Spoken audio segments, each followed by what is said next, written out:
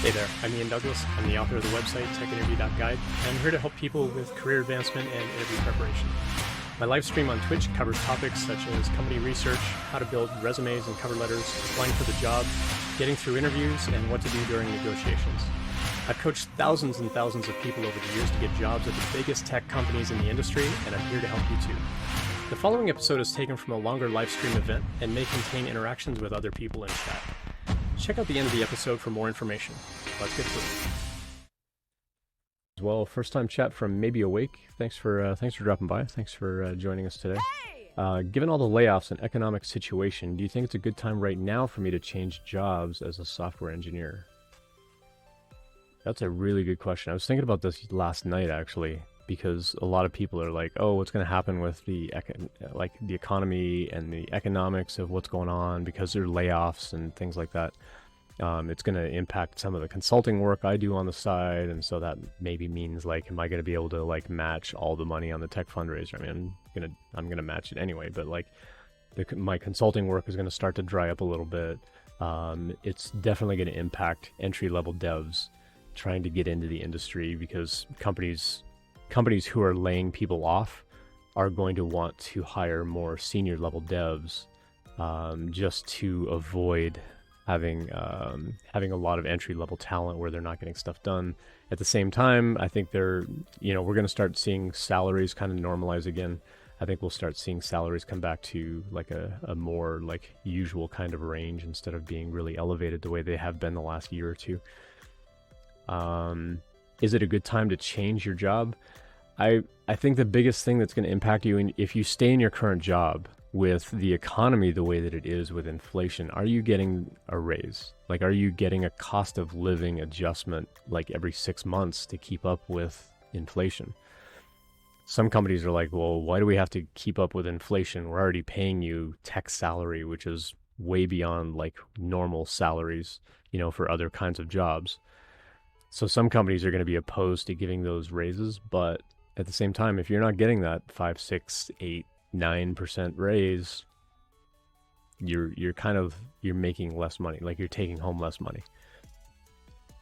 Now, if you're making like 200K, 300K, 400K a year, do you really need that extra like couple of bucks to buy that loaf of bread? It's like, you're probably affording that loaf of bread just fine. So do you have to get that raise?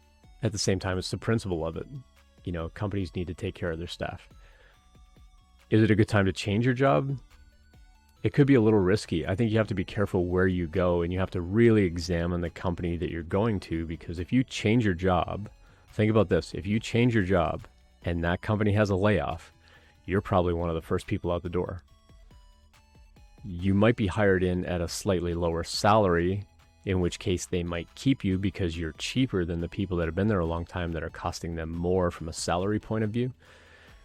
So some companies will actually lay off people that have been there for years and years and years just to give them a little bit of relief on paying salary. Salary is like a huge expense to companies, and they may keep the cheaper people, or people that are less expensive as far as payroll goes.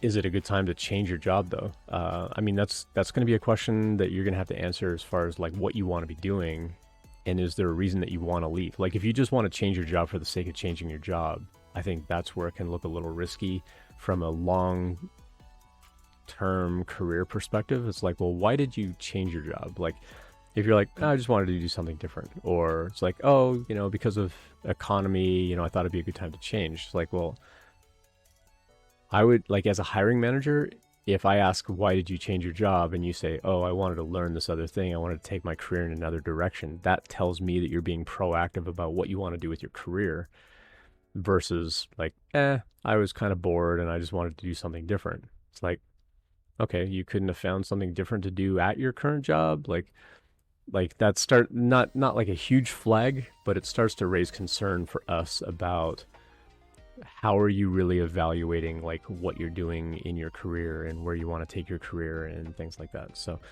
it can have a bit of an impact in that regard. So I think you do need to be a little bit careful about why you want to change your job. Is it a good time?